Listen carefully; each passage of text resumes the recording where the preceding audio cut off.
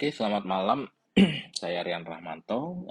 Kali ini saya akan mempresentasikan proyek saya, yaitu klasifikasi gender menggunakan mata, memanfaatkan deep learning, terutama model convolutional neural network.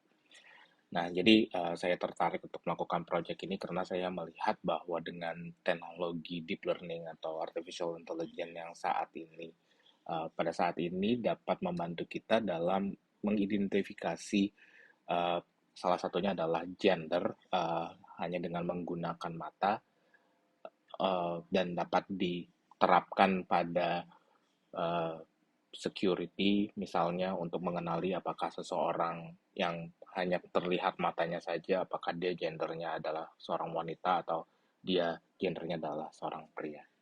Nah, untuk data setnya sendiri kita ambil dari Kaggle, di mana di sini data Kaggle ini mengkurasi data berupa image-image berupa image mata yang dibagi dalam dua folder, yaitu female eyes dan male eyes.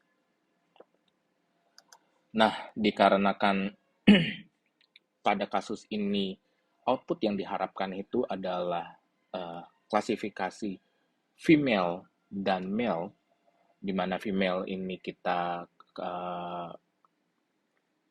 adalah 0 dan male ini adalah 1, maka case-nya di sini adalah klasifikasi, dan klasifikasinya ini sifatnya binary classification. Nah, karena dia binary classification, maka untuk aktivasinya sendiri saya memilih untuk menggunakan sigmoid, di mana persamaannya adalah 1/1 tambah uh, eksponensial minus x. Nah, untuk loss function-nya sendiri atau saya menggunakan binary cross therapy atau yang kita kenal sebagai log loss, di mana fungsi dari si cost function ini atau loss function ini untuk mengobserve atau untuk menghitung berapa jauh perbedaan antara true labelnya dengan predicted label yang dihitung oleh si model tersebut. Nah, untuk modelnya sendiri saya memilih untuk menggunakan CNN karena CNN adalah model yang dia dapat yang cukup efektif dalam menghandle grid-like structure. Jadi kalau kita lihat image itu sebenarnya adalah informasinya pixel kali pixel, sehingga pixel kali pixel ini dia sifatnya seperti kayak topologi atau kita kayak matrix, sehingga CNN ini cukup cukup bagus untuk case-case yang dia sifatnya seperti gambar maupun teks di situ. Nah, pada CNN ada 3 layer, yaitu convolutional layer, di mana pada convolutional layer ini dia uh, mengcapture spatial hierarchy dan patterns pada input data. Lalu ada pooling layers, di mana pooling layers ini dia mendownsample dari yang tadinya image, dia downsample.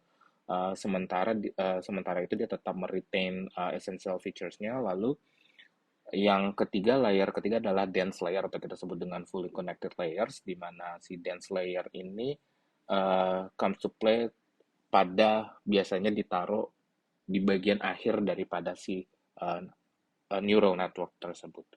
Jadi kalau kita gambarkan di sini adalah convolutional, di sini adalah poolingnya tadi, pooling layers.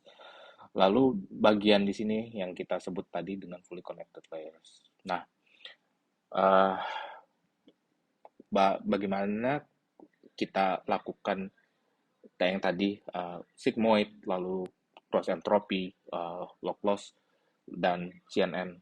Maka kita build modelnya. Nah, build modelnya di sini saya menggunakan optimizer, yaitu bernama Adam Optimizer, dengan yang saya optimize di sini hyperparameternya adalah learning rate, di mana learning rate yang saya pilih adalah di 10⁻⁻3. Lalu kita bisa lihat di sini filter untuk si filter pertama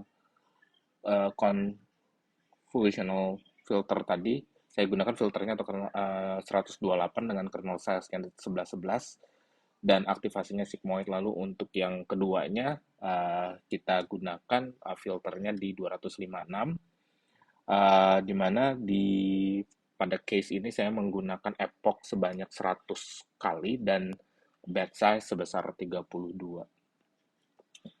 Nah, bila kita lihat di sini maka eh, kita gambarkan tadi model visualization-nya. Yang kuning ini adalah convolutional, lalu yang merah ini adalah max pooling, green itu adalah yang green ini adalah dropout-nya, lalu blue itu adalah untuk memflatten input data yang untuk memflattennya, lalu navy blue atau yang biru dongker ini untuk dense layer-nya tadi. Nah, setelah kita train, kita dapatkan result berupa confusion metric di mana false positifnya itu, true negatifnya itu sebesar 899, false negatif 63, lalu false positif itu 138 banyaknya sampel yang di false positif, lalu true positifnya di 1205, sehingga bila kita terjemahkan dalam bentuk precision, recall, dan F1 score, kita mendapatkan precision sebesar 0,897, recall 0,95, dan F1 0,923. Nah, namun kalau kita lihat dari akurasi versus iteration baik dan loss versus iteration, kita lihat bahwa sebenarnya pada training increase, validation increase, tapi dia fluctuate. Sayangnya tidak diikuti dengan kestabilan kayak di training, tapi di validasinya ini dia lebih fluktuasi. Kita bisa juga lihat pada grafik loss versus iteration ini, terutama fluktuasi parah itu setelah melewati epoch 20. Nah, apa yang terjadi kemungkinan adalah case overfitting, di mana batch size-nya itu terlalu kecil, 32, mungkin akan harus kita coba untuk batch size yang lebih besar. Lalu ada learning rate, di mana learning rate-nya itu sudah pakai 10 pangkat minus 3, namun sudah relatif kecil, tapi mungkin bisa kita perkecil lagi menjadi 10 pangkat minus 4 sampai 10 pangkat minus 6. Dan model complexity yang mungkin harus kita kurangi di beberapa layer sehingga untuk mengurangi kompleksitas dalam pemodelan ini. Nah, kita coba inference dengan real data yang saya ambil dari Google. Bisa kita lihat di sini. Untuk case pertama dapat menebak dengan benar 0,73% probability-nya belong to male. Case kedua male dengan probability cukup tinggi 0,98. Case ketiga dia menebak dengan benar juga dengan probability sangat kecil 0,00 something. Lalu di sini juga dia menebak dengan benar bahwa mata ini belong to female dengan probability 0,1. Dan ini adalah contoh di mana dia menebak dengan salah, yang tadinya ini harusnya female, tapi dia tebak sebagai male dengan probability 0,84. Ini salah satu contoh yang kita sebut dengan false positive. Terima kasih atas atensinya, saya ucapkan terima kasih.